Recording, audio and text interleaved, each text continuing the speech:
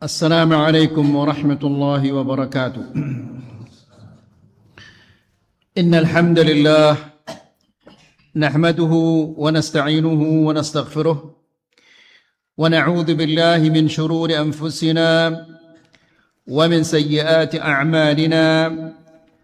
من يهده الله فلا مضل له ومن يضلل فلا هادي له. أشهد أن لا إله إلا الله وحده لا شريك له وأشهد أن محمدا عبده ورسوله. يا أيها الذين آمنوا اتقوا الله حق تقاته ولا تموتن إلا وأنتم مسلمون. يا أيها الناس اتقوا ربكم الذي خلقكم من نفس واحدة وخلق منها زوجها وبث منهما رجالا كثيرا ونساء واتقوا الله الذي تساءلون به والأرحام إن الله كان عليكم رقيبا. يا أيها الذين آمنوا اتقوا الله وقولوا قولا سديدا يصلح لكم أعمالكم ويغفر لكم ذنوبكم ومن يطع الله ورسوله فقد فاز فوزا عظيما. أما بعد فإن أحسن الكلام كلام الله وخير الهدى هدى محمد صلى الله عليه وسلم وشر الأمور محدثاتها فإن كل محدثة بدعة وكل بدعة ضلالة وكل ضلالة في النار. Ikhwani wa akhwati fid din, a'azzakumullah. Bapak-bapak dan ibu-ibu yang dirahmati Allah. Alhamdulillah, kita bersyukur kepada Allah Subhanahu wa taala karena pada sore hari ini kita diberikan oleh Allah taufik dan hidayah untuk hadir di majlisul ilm, untuk mendengarkan ayat-ayat Allah dan mendengarkan hadis-hadis Rasulullah sallallahu alaihi wasallam.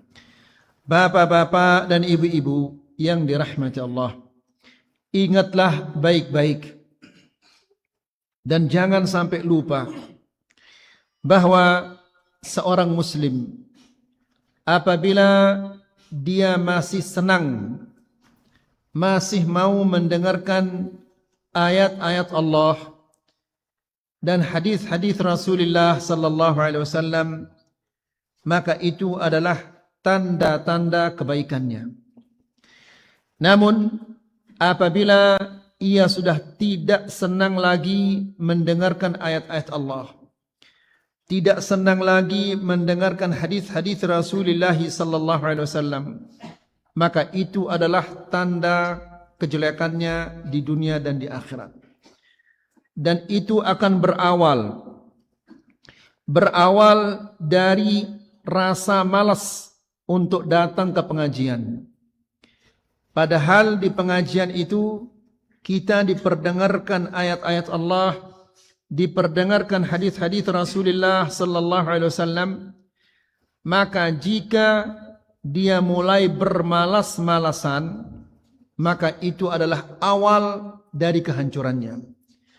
Jika dia tidak segera memerangi, berjuang, sabar untuk mengalahkan rasa malas itu, maka insya Allah dia akan berhasil. Namun jika dia tidak berjuang, maka tentunya ini adalah tanda-tanda kehancurannya di dunia dan di akhirat. Ikhwani fid din, a'azzakumullah. Di pertemuan yang sebelumnya kita menjelaskan bahwa manusia nanti di hari kiamat akan dibangkitkan, dikeluarkan dari kubur. Kemudian mereka digiring untuk dihisab oleh Allah Subhanahu wa taala. Mereka masing-masing diberikan catatannya. Ada yang menerima catatannya itu dari kanan, ada juga yang menerima dari kiri, ada yang menerimanya dari balik punggungnya.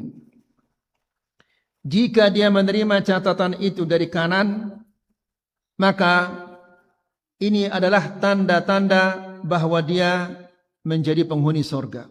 Dia akan mendapatkan kebaikan-kebaikan. Akan tetapi apabila dia menerimanya dari kirinya, maka celakalah dia. Lebih-lebih lagi kalau dia menerima dari balik punggungnya. Kemudian kita menjelaskan bahwa manusia-manusia nanti dikumpulkan oleh Allah Subhanahu wa taala hufatan, tidak pakai sandal, uratan, tidak pakai pakaian, ghurla, tidak disunat. Sebagaimana kita keluar dari perut ibu kita, begitulah kita dikumpulkan oleh Allah Subhanahu wa taala di mahsyar. Kemudian kita juga menjelaskan bahwa di tanah, di tempat kita dikumpulkan di arasatul qiyamah, di sana ada telaganya Rasulullah sallallahu alaihi wasallam. Orang-orang yang beriman yang mengikuti Nabi sallallahu alaihi wasallam, dia akan dapat minum dari telaga itu. Namun ada orang-orang yang dihalangi, tidak diizinkan, tidak diberikan minum dari tempat itu, dari telaga itu. Siapa itu?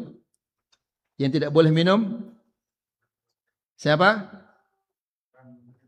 Hah? Siapa itu orang itu? Pelaku bid'ah. Kemudian kita menjelaskan juga as-sirat, ya, titian atau jembatan bahasa kita, yang dibentangkan oleh Allah Subhanahu wa taala di atas neraka Jahannam. Semua manusia akan melewatinya. Ada yang sekilat, sekejap mata. Ada yang seperti angin yang berhembus. Ada seperti burung, ada seperti kuda yang berlari. Ada yang seperti onta, ada seperti manusia berlari. Ada seperti orang yang berjalan, ada juga yang merangkak.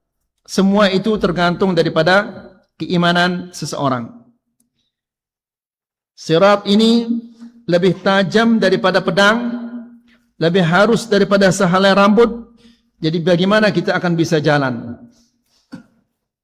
Kalau titian ini sehelai rambut, seperti sehelai rambut, dan lebih tajam daripada pedang. Dan gelap, di mana kita meletakkan kaki kita kalau dia gelap? Licin, membuat orang terjatuh. Di kiri kanannya ada seperti kail yang mencabik manusia dari kiri kanannya. Kata Nabi sallallahu alaihi wasallam, "Famakdushun musallam wa makdusun fi nari jahannam." Ada yang cabik-cabik tubuhnya namun selamat dia. Ada juga yang jatuh ke neraka Jahannam wali'adzubillah. Setelah itu kita menjelaskan tentang asy-syafa'ah. Syafa'ah ini berapa syaratnya ya ikhwah? Yang ingat, ada yang ingat? Kajian yang sebelumnya? 2. Yang pertama apa? Yang pertama adalah izin dari Allah Subhanahu wa taala kepada orang yang akan meminta syafa'ah untuk memintakan syafa'ah. Jadi Muhammad sallallahu alaihi wasallam dia yang akan memintakan kita syafa'ah. Apakah langsung dia memberikan syafa'ah? Tidak, tapi dia minta dulu kepada Allah, memintakan izin ya untuk memberikan fulan syafa'ah. Maka jika dia diizinkan, dia akan memintakan syafa'ah. Kalau tidak diizinkan, maka dia tidak akan memintakannya syafa'ah. Fahamin ya ikhwah? Ya, jadi bukan langsung dia memberikan si fulan syafa'ah, tapi dia minta izin dulu dari Allah. Sama seperti kita kalau kita masuk rumah seseorang, kan kita minta izin dulu. Ya, tidak cukup kita mengetok pintu, kemudian kita mengatakan Assalamualaikum. Tidak cukup, tapi harus kita minta izin. Boleh enggak saya masuk? Ya. Nah, jadi Muhammad sallallahu alaihi wasallam dia minta izin kepada Allah, lalu Allah mengizinkannya. Syarat yang kedua, orang yang akan dimintakan syafa'ah, dia boleh dimintakan syafa'ah. Karena ada orang-orang yang tidak boleh dimintakan syafa'ah karena syafa'ah itu tidak berguna baginya. Seperti siapa? Orang-orang apa? Orang kafir. Ya, orang kafir, orang musyrik ini tidak berguna baginya syafaat. Jelasin ayo ikhwah. Ya, berarti yang akan dimintakan syafaat itu adalah orang-orang yang bertauhid. Orang-orang yang tidak bertauhid, dia tidak akan dimintakan syafaat karena syafaat itu tidak berguna bagi mereka. Ini yang kita sampaikan di kajian yang sebelumnya. Kira-kira ingat antum apa enggak ini? Enggak ada yang ingat ini. Ada yang ingat? Jadi syafaat syaratnya berapa syafaat ini sekarang? Berapa syaratnya syafaat? 2. Yang pertama, izin dari Allah Subhanahu wa taala kepada yang akan meminta syafaat untuk meminta syafaat. Yang kedua, Allah Subhanahu wa taala ridha kepada orang yang akan dimintakan syafaat. Jelasin ya ikhwah. Baik, sekarang kalau Rasulullah sallallahu alaihi wasallam memintakan Abu Jahal, Abu Lahab syafaat, diizinkan di Allah? Tidak. Kenapa? Karena dia tidak bertauhid. Ya, Nabi sallallahu alaihi wasallam akan memintakan syafaat orang-orang yang beriman yang akan masuk neraka agar jangan dia masuk neraka. Yang sudah masuk ke neraka agar keluar dari neraka. Ya, yang belum masuk surga agar segera masuk surga. Yang sudah masuk surga agar surganya ditingkatkan. Ini bagi orang-orang yang bertauhid. Orang yang syirik, yang menyekutukan Allah, tidak bermanfaat baginya syafa'atus syafi'in. Syafa'ah orang yang mintakan syafaat tidak berguna baginya. Jelasin ayo ikhwah. Baik. Mudah-mudahan antum ingat sekarang ya. Ingat? Ingat apa enggak? Nah, ini yang momot-momot ini dia ingat atau dia bagaimana nih, ragu-ragu?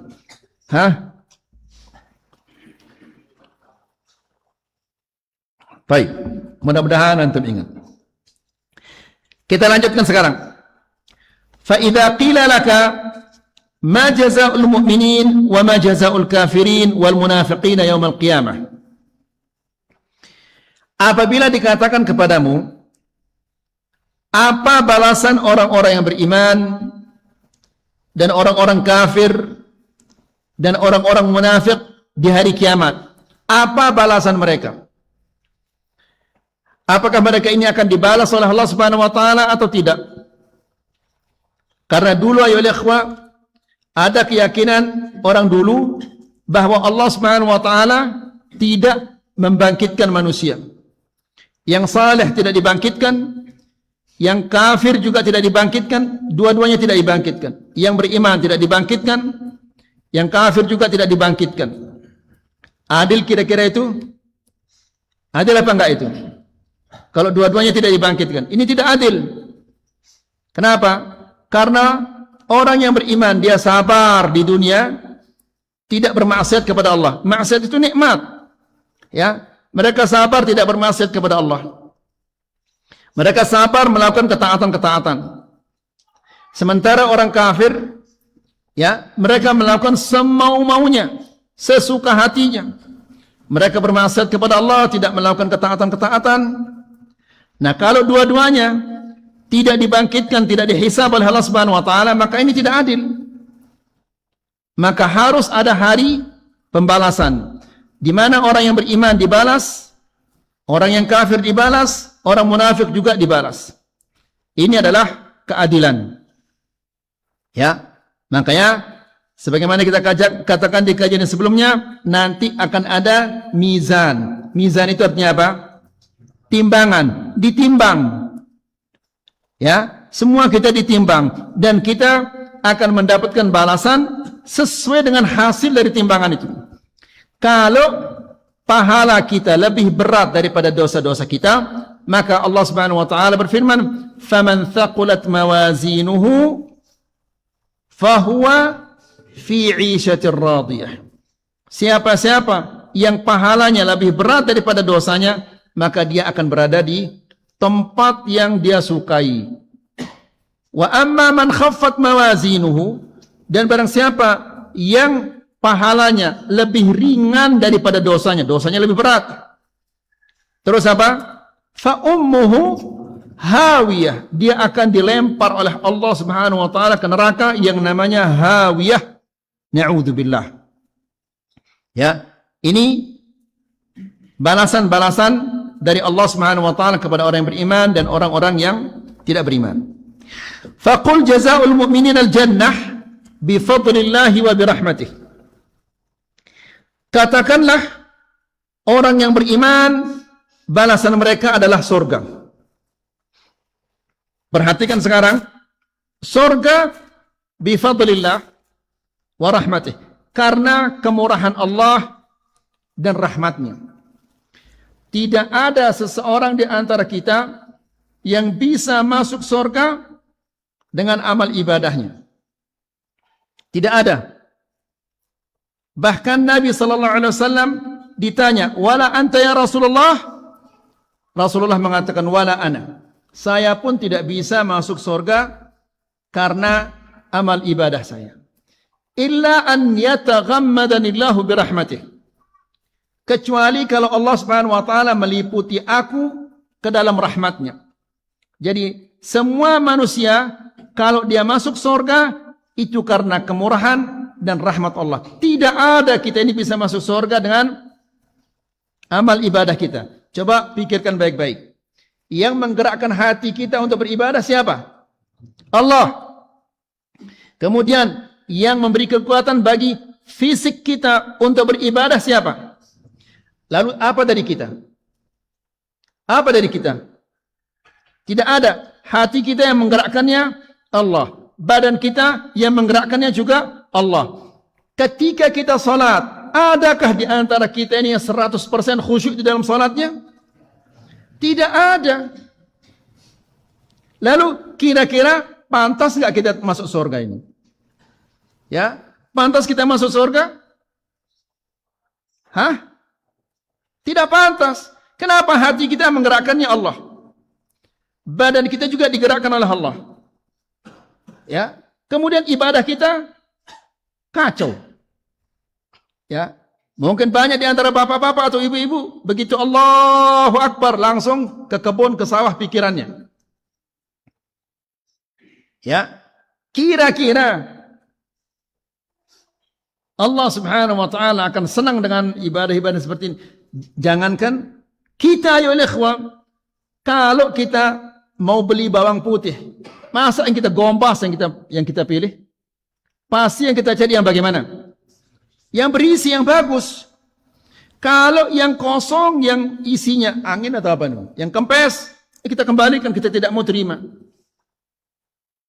Ya. Namun Allah Subhanahu wa taala karena sayangnya kepada kita, karena rahmatnya kepada kita, enggak apa-apa sudah walaupun dia kurang bagus ini salatnya. Kemudian kita beribadah berapa tahun? Berapa tahun kita beribadah? Ya, 30 tahun atau 40 tahun atau 50 tahun. Apakah nanti setelah 50 tahun kita diusir oleh Allah dari surga? Hah? Kita akan diusir oleh Allah? Tidak. Kalau kita sudah masuk ke surga, kita akan kekal di surga, enggak keluar-keluar. Jadi, tidak ada seseorang yang bisa masuk surga karena ibadahnya. Apalagi ibadah kita-kita ini. Ya, tapi Allah Subhanahu wa taala merahmati kita. Namun bapak-bapak dan ibu-ibu, jangan mengatakan, aduh nanti sudah kita dirahmati juga sama Allah. Ya, dari mana kita tahu bahwa kita akan dirahmati oleh Allah Subhanahu wa taala? Jadi, berjuanglah, kerja keraslah, beribadah kepada Allah Subhanahu wa taala sebaik mungkin. Salatlah dengan cara yang sebaik mungkin, puasalah sebaik mungkin, semua ibadah-ibadah sebaik mungkin, lalu serahkan kepada Allah Subhanahu wa taala. Ya. Kemudian ikhwani fi din azakumullah, kita juga harus ingat ya, bahwa nanti jika ibadah-ibadah kita ini ada kekurangan-kekurangannya, kemudian ada dosa-dosa yang kita lakukan, pasti kita akan dimasukkan kemana dulu? Di neraka. Untuk apa? Untuk dibersihkan. Karena tidak boleh masuk surga itu kecuali yang apa? Yang bersih. Ya. Jadi jangan dikira di neraka itu kita akan makan beras merah atau akan makan edamame atau apa namanya itu. Ya. La ilaha illallah.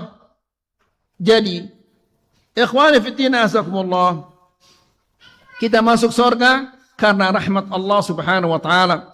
Namun, jangan mengatakan, toh juga nanti saya akan dirahmati oleh Allah subhanahu wa ta'ala. Dari mana kita tahu?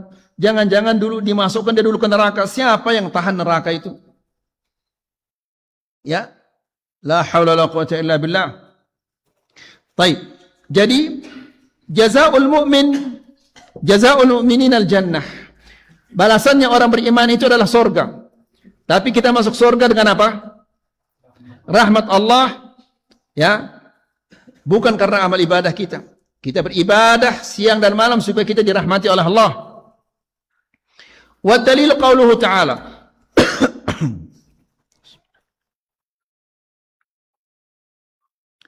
Dalilnya adalah firman Allah di dalam surah Al-Bayyinah. Allah Subhanahu wa taala berfirman, "Innal ladzina amanu." Sesungguhnya orang-orang yang beriman. Insyaallah kita ini semua orang beriman.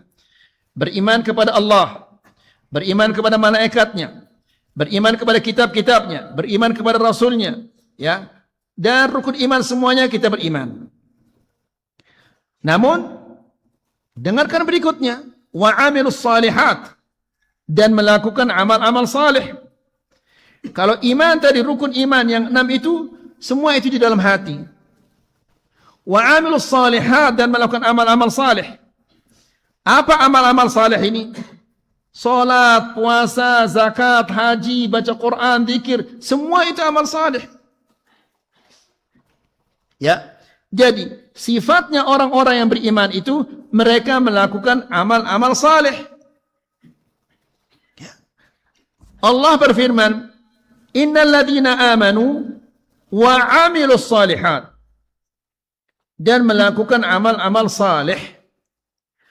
Ulaika hum khairul bariyah. Mereka ini adalah sebaik-baiknya manusia. Orang yang beriman dan melakukan amal-amal saleh. Ya. Allah menyatakan mereka itu adalah khairul bariyah, sebaik-baiknya manusia, sebaik-baiknya makhluk. Lalu Allah menjelaskan, jazaa'uhum 'inda rabbihim. Balasan mereka di sisi Allah karena mereka beriman dan melakukan amal saleh. Ya. Jadi akhwani fiddin azakumullah, enggak boleh kita tenang-tenang. Saya rajin salat malam, saya rajin salat 5 waktu, tidak pernah telat.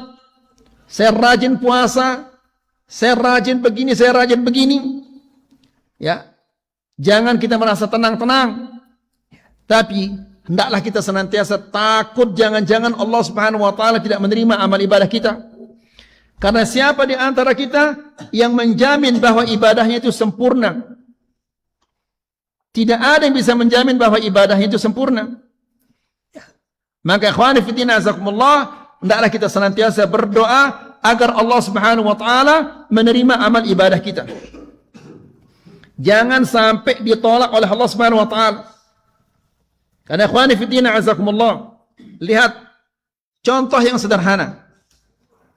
Nabi sallallahu alaihi wasallam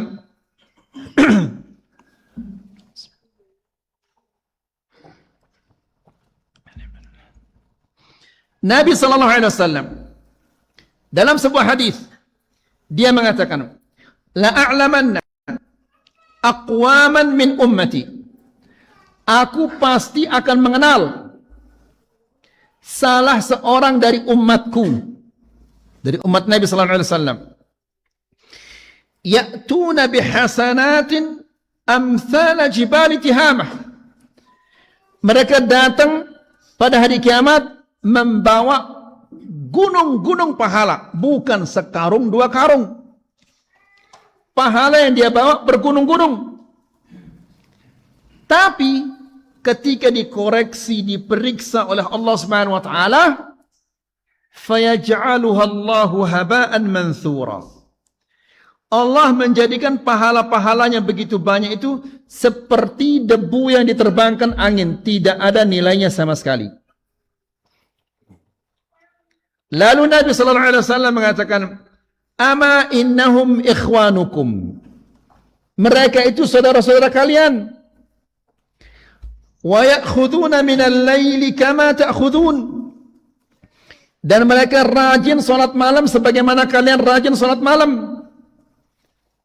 Kira-kira apa dosanya sehingga pahala-pahala yang begitu banyak itu dijadikan oleh Allah Subhanahu wa taala seperti debu yang diterbangkan angin, tidak ada nilainya. Apa sebabnya? Nabi sallallahu alaihi wasallam mengatakan, "Walakinnahum qaumun." Akan tetapi mereka itu adalah orang-orang idza khalau bimaharimillah intahakuha. Apabila mereka sendiri-sendiri, tidak ada yang melihat mereka, tidak ada yang mendengar mereka, mereka melanggar perintah-perintah Allah. Di depan orang-orang, Masya Allah, taatnya luar biasa, alimnya luar biasa, namun ketika dia sendiri-sendiri di rumahnya, tidak ada orang yang tahu, tidak ada orang yang lihat, maka perintah-perintah Allah dilanggar. Ya. Jadi ikhwani fi din azakumullah, ini menunjukkan bahwa bisa saja amal ibadah kita itu semuanya ditolak oleh Allah Subhanahu wa taala. Ya. Karena ada dosa-dosa yang dia lakukan sehingga amal ibadahnya itu ditolak oleh Allah Subhanahu wa taala. Ya. Jadi enggak boleh kita tenang-tenang. Jangan merasa, saya rajin salat berjamaah, saya rajin puasa Senin Kamis, saya juga rajin bersedekah. Ya, saya puasa Daud, saya puasa ini. Ya. Jangan bangga dengan amal ibadah kita. Ya. Seharusnya kita senantiasa khawatir terus jangan-jangan ditolak oleh Allah Subhanahu wa taala. Ya, kalau kita beranggapan seperti itu, ya, jangan-jangan Allah menolaknya, maka kita akan semakin giat beribadah kepada Allah. Tapi kalau kita merasa bahwa amal ibadah kita itu sudah diterima semuanya oleh Allah Subhanahu wa taala, maka dia akan malas beribadah. Ayo bangun salat malam. Kemarin juga sudah saya salat malam. Dia kira yang kemarin itu diterima, belum tentu diterima oleh Allah Subhanahu wa taala. Demikianlah syaitan itu menggoda kita. Ya, kadang-kadang syaitan itu menggoda kita. Enggak apa-apa kamu berdosa, toh juga kemarin sudah banyak sedekahmu. Ya, kemarin kamu bersedekah 10 juta kamu bersedekah kemarin. Enggak apa-apa berdosa sudah. Toh juga pahalamu banyak. Ya, nanti dosamu ini dikalahkan oleh pahalamu itu. Padahal itu belum tentu diterima. Pahala yang dia buat itu, amal saleh yang dia lakukan itu belum diterima. Tapi kalau sudah dosa, pastinya apa? Pasti dicatat. Faham ya ikhwah? Ya, kalau salat kita ini belum tentu ini diterima oleh Allah Subhanahu wa taala. Tadi kita salat asar. Kita tidak tahu salat asar kita ini yang diterima oleh Allah Subhanahu wa taala 10% atau 20% atau 5% atau 2%, kita tidak tahu. Begitu kita keluar, kita berghibah. Ghibah ini sudah pasti dicatat sebagai apa? Sebagai dosa. Sementara salat kita tidak tahu diterima atau tidak. Kalau diterima berapa diterima? Tapi kalau dosa, ghibah atau yang lainnya sudah pasti dicatat oleh Allah Subhanahu wa taala sebagai dosa. Fahamina ya ikhwah? Ya. Jadi ikhwani fillah azakumullah, maksudnya jangan membanggakan amal ibadah yang pernah kita lakukan. Ini adalah bentuk-bentuk ujub. Kalau kita membanggakan amal ibadah yang pernah kita lakukan, ini namanya ujub. Dan ujub itu termasuk adalah apa?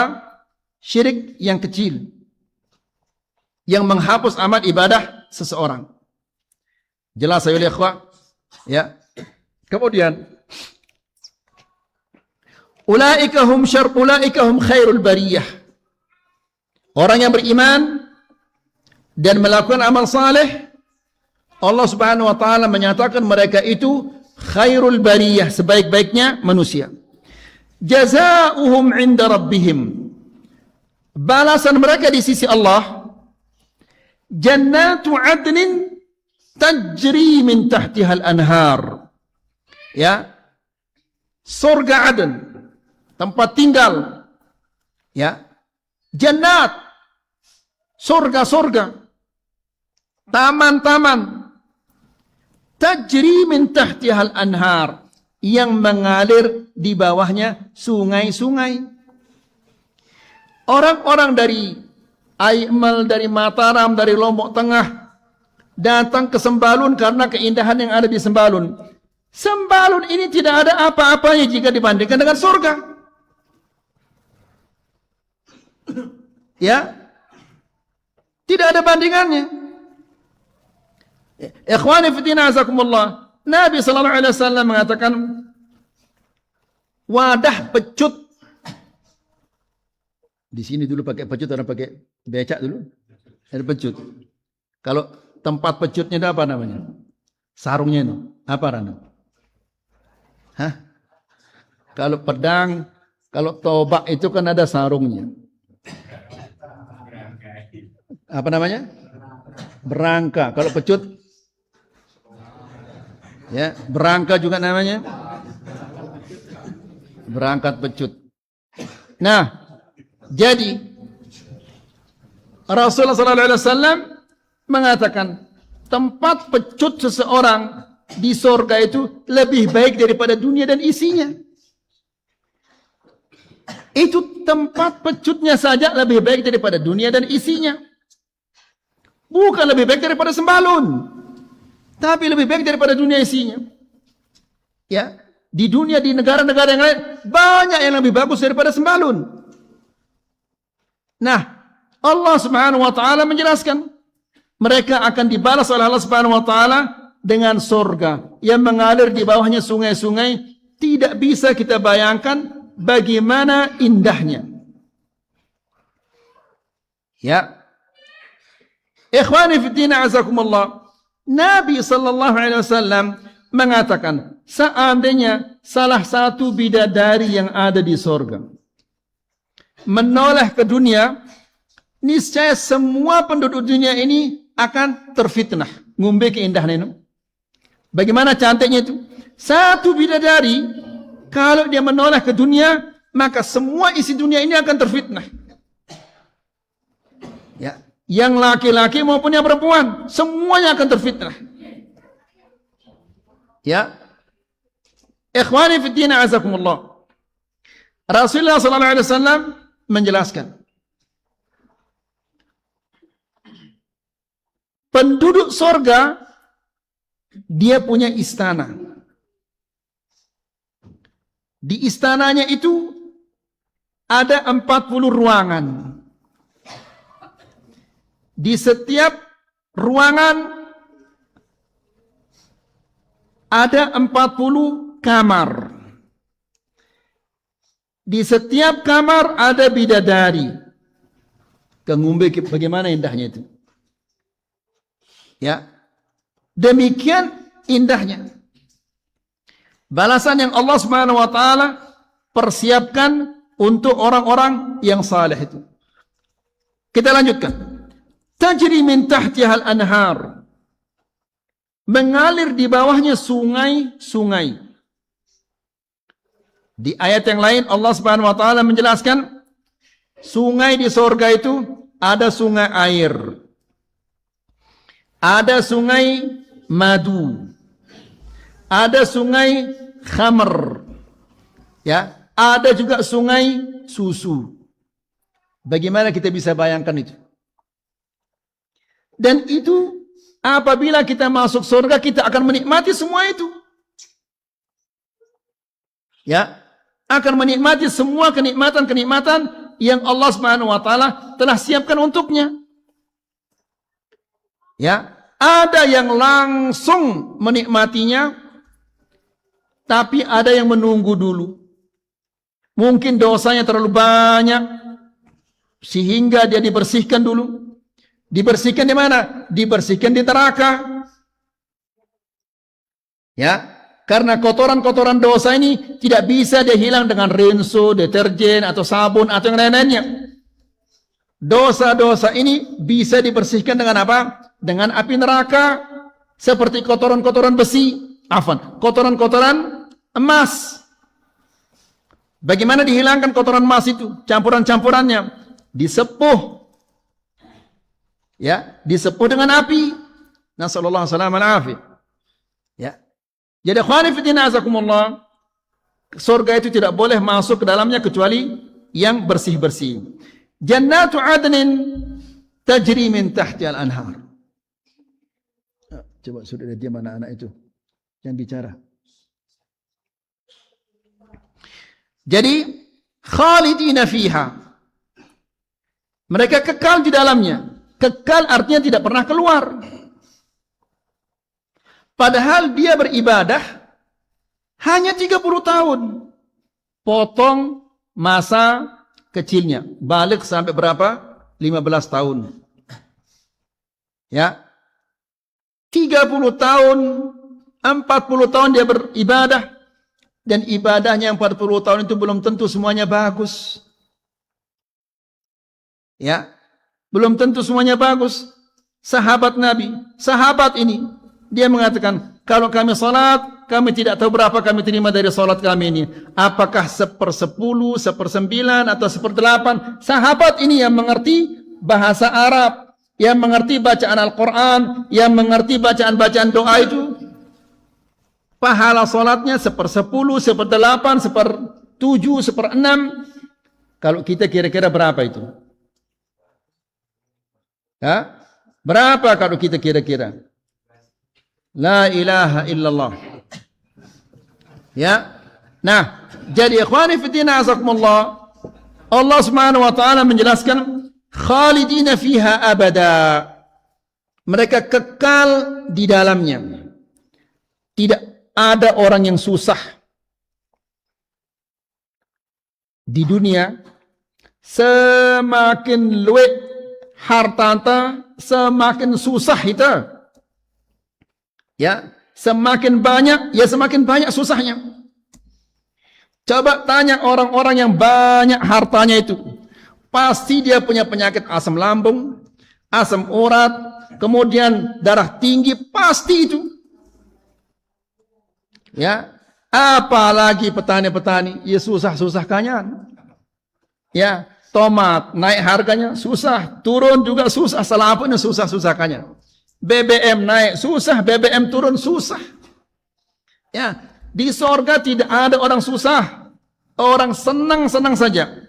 Tidak ada orang yang talonate. Ya, meskipun tetangganya jauh lebih tinggi sorganya, tidak ada yang talonate.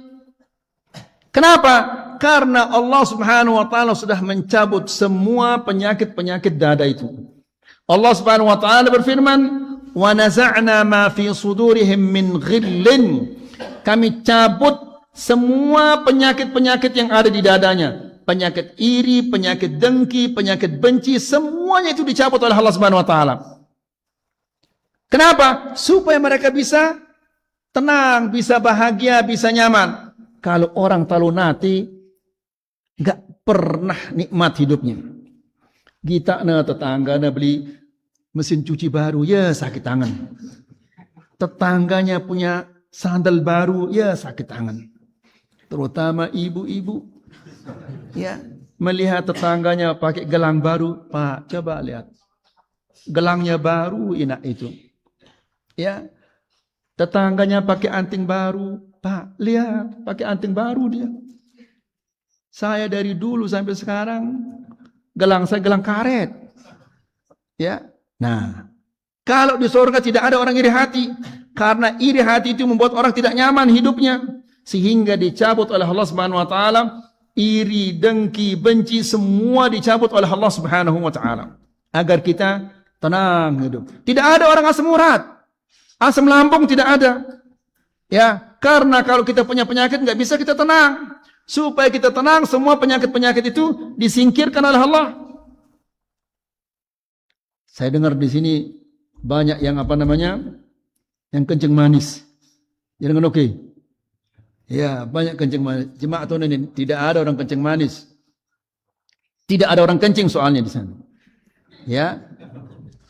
Jadi semua menjadi kenikmatan-kenikmatan dan semua itu keluar jadi keringat dan keringatnya seperti aroma kasturi. Daur tuh coba ini. Ya, seperti aroma kasturi. Kalau di dunia kan dia pesing bau keringat kita. Di sana baunya seperti kasturi. Kemudian khalidina fiha abada. Mereka kekal di dalamnya. Radhiyallahu anhum. Allah ridha kepada mereka, dan ini kenikmatan yang paling besar. Pemberian Allah yang paling besar adalah Allah ridha kepada mereka. Ya, Allah Subhanahu wa taala berfirman, "Wa ridwanun minallahi akbar." Dan ridha Allah itu lebih besar daripada surga dan yang lain-lainnya. Radhiyallahu anhum wa radu anhu. Allah ridha kepada mereka dan mereka juga ridha kepada Allah. Apa maksudnya ridha kepada Allah? Karena mereka puas, lega dengan pemberian-pemberian Allah Subhanahu wa taala di dalam surga. Ya.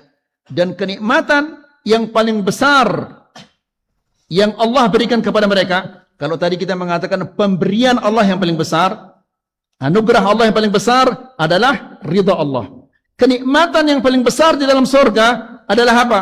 Melihat wajah Allah. Ya, ini adalah kenikmatan yang paling besar. Sehingga manusia-manusia apabila mereka melihat wajah Allah, mereka lupakan semua kenikmatan-kenikmatan yang ada di dalam surga. Tidak mereka hiraukan kenikmatan-kenikmatan itu, saking nikmatnya memandang wajah Allah Subhanahu wa taala. Ya, Allah berfirman, wujuhu yawma idin nadhirah ila rabbiha nadhirah. Wajah yang berseri-seri. Penduduk surga berseri-seri wajahnya. Kalau penduduk neraka serengut. Wajah mereka cemberut. Bagaimana dia mau bahagia penduduk surga? Api, setiap hari dia berada di api. Ya. Nah, penduduk surga melihat wajah Allah itu pada hari Jumat. Ini sering kita sampaikan. Hari Jumat. Ya. Hari Jumat di surga itu namanya Yaumul Mazid. Kalau di sini di dunia namanya Yaumul Jum'ah. Kalau di akhirat namanya Yaumul Mazid. Yaumul Mazid artinya hari tambahan. Di samping nikmat yang Allah berikan kepada mereka, ada tambahannya. Apa tambahannya itu? Memandang wajah Allah Subhanahu wa taala. Angka ndak pada telat-telat naik masjid di Jumat. Kalau di sini jam berapa buka masjidnya hari Jumat?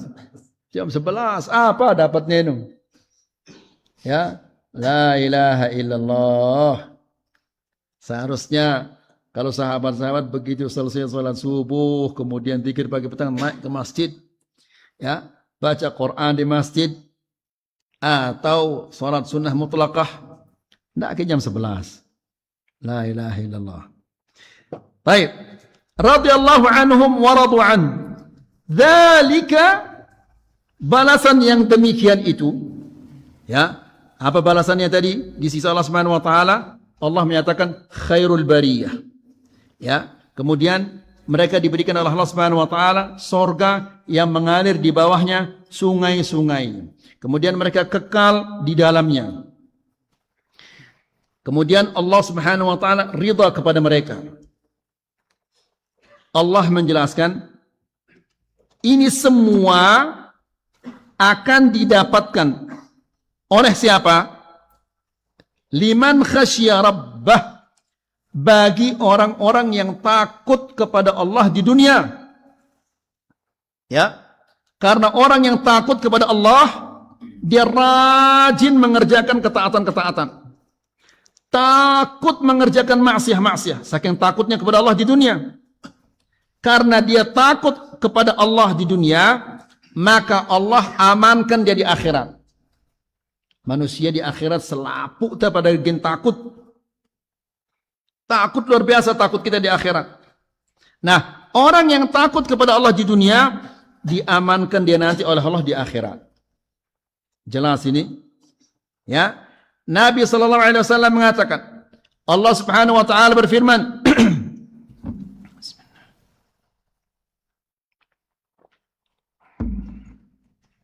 Allah Subhanahu wa taala berfirman, "La ajma'u li'abdi amnaini wala khaufain."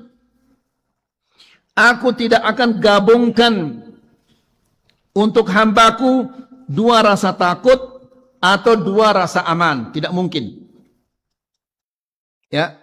Kalau dia aman, tidak takut kepada Allah di dunia, maka dia akan takut nanti di akhirat. Tapi kalau dia takut kepada Allah Subhanahu wa taala di dunia, maka nanti di akhirat dia akan aman. Aman di dunia, aman di akhirat itu tidak bisa. Ya, takut kepada Allah di dunia, maka dia akan aman di akhirat. Aman, tidak takut kepada Allah di dunia, maka pasti dia akan takut di akhirat. Kembe melendai dan ini. Aman di dunia, aman di akhirat tidak bisa. Ya, aman di dunia, takut di akhirat. Takut di dunia, aman di akhirat. Pasti semua kita mengatakan aman di akhirat. Ini ke aman di akhirat yang menunjam solat masih nuntuk pelawang masjidin di jelu Jumat. Ya. Jam 11 masih nutup pintunya. Jam pira kira-kira salat Jumat ini? Jangan-jangan di jam antara sama asar ini. Ya. Kemudian Allah menjelaskan, "Dzalika liman khasyya rabbah." Semua kenikmatan-kenikmatan itu akan didapati oleh seseorang yang takut kepada Allah Subhanahu wa taala di dunia. Dia takut kepada Allah di dunia, Allah amankan dia di akhirat. Wa hadits Abi Hurairah radhiyallahu taala anhu. Demikian juga hadis Abi Hurairah radhiyallahu taala anhu. Dia mengatakan, "Sami'tu Rasulullah sallallahu alaihi wasallam yaqul." Aku pernah mendengar Rasulullah sallallahu alaihi wasallam mengatakan, "La yudkhila ahadan 'amaluhul jannah." Tidak ada seseorang yang akan dimasukkan oleh amalnya ke surga. Dengan kata lain, tidak ada seseorang yang akan masuk surga dengan amalnya. Dia ada bau. Ya, apalagi kita ini orang Sasak yang tidak pernah belajar bahasa Arab. Ya, salat seket tahun kita salat, tapi belum tahu juga arti wajjahtu wajhiya lilladzi fataras samawat. Ya, belum juga kita mengerti arti alhamdulillahi rabbil alamin arrahmanir rahim maliki yaumiddin. Belum juga kita mengerti arti at-tahiyyatu lillah wassalawatu wattayyibatu lillah. Kita tidak tahu arti subhana rabbiyal a'la, subhana rabbiyal azim. Kira-kira ini pira nilainya coba? Salat ini. Kalau dari Allahu Akbar sampai Assalamualaikum dia ngerti apa-apa. Kira-kira coba menurut dia dewah kah? Pira kira-kira nilainya coba? Pira nilainya coba? Minus? La ilaha illallah. Agak tak menghayalan milik tamu surga. Ini juluk Priri juluk salat ini. Ya, terutama ibu-ibu. Karena siaran dengan ini paling banyak di neraka. Ya. Paling banyak di neraka ibu-ibu. Jadi, bapak-bapak dan ibu-ibu ini rahmat Allah, tidak ada seseorang bisa masuk surga dengan amal ibadahnya. Seperti yang tadi kita katakan, hati kita untuk bergerak beribadah itu Allah yang menggerakkannya. Badan kita yang memberikannya kekuatan untuk beribadah adalah Allah. Kemudian ibadah kita kurang bagus. Dari Allahu Akbar sampai Assalamualaikum dia ngerti apa-apa. Ya. Tapi Allah Subhanahu wa taala keterimanya itu doang. Kita beribadah 50 tahun. Kemudian kita masuk surga bukan 50 tahun, kita kekal selama-lamanya. Ya. La ilaha illallah. Jangan ditukar surga itu dengan 100 are tanah. Surga itu lebih bagus. Nah, kemudian kata Rasulullah sallallahu alaihi wasallam, sahabat mengatakan, Qalu wala anta ya Rasulullah. Ya Rasulullah, engkau juga tidak bisa masuk surga dengan amal ibadahmu. Ini Rasulullah ini. Bukan siapa-siapa. Rasulullah SAW saja tidak bisa masuk surga dengan amal ibadahnya. Apa jawaban Nabi? Qala wala ana. Saya pun tidak bisa masuk surga dengan amal ibadah saya. Illa an yataghammadanillahu bifadlin wa rahmatin. Kecuali Allah subhanahu wa ta'ala menganugerahkan kepadaku kemurahannya dan rahmatnya. Berarti Nabi pun dia masuk surga karena kemurahan dan rahmat Allah subhanahu wa ta'ala. Padahal ini Nabi. Lalu bagaimana dengan kita-kita ini? Jadi bapak-bapak dan ibu-ibu, hendaklah kita selalu memikirkan hal ini. Berjemaah sulit nak harap doang kita mati ini. Ya, kalau sudah dia mati maka tibalah kiamatnya. Ya, kiamat itu ada kiamat yang umum, ada kiamat yang khusus. Kiamat yang khusus ini adalah kematian itu. Kematian ini sakitnya luar biasa. Ya, kemudian lihat kuburan ini petang luar biasa petangnya. Kemudian di kuburan itu manusia-manusia rata-rata dijepit. Tidak ada seorang pun akan selamat dari jepitan. Bahkan anak kecil-kecil ini pun tidak akan selamat dari jepitan-jepitan itu. Apalagi si toa-toa. Ya, kalau memang kita harus dijepit, maka bagaimana caranya agar jepitan itu lebih ringan, jangan terlalu keras. Ya, bagaimana caranya supaya jepitan itu tidak terlalu keras? Perbaiki amal ibadah ini. Jauhkanlah dosa-dosa ini. Jelas insyaAllah. Alhamdulillah sudah 1 jam lebih kita. Kurang lebih 1 jam ini yang kita sampaikan. Semoga ini bermanfaat. Semoga bisa menambah keimanan kita dan ketakwaan kita kepada Allah Subhanahu wa taala. Jika ada yang belum jelas berkaitan tentang kajian ini yang mau ditanyakan, kalau saya bisa jawab, saya jawab. Kalau tidak bisa, saya katakan wallahu a'lam.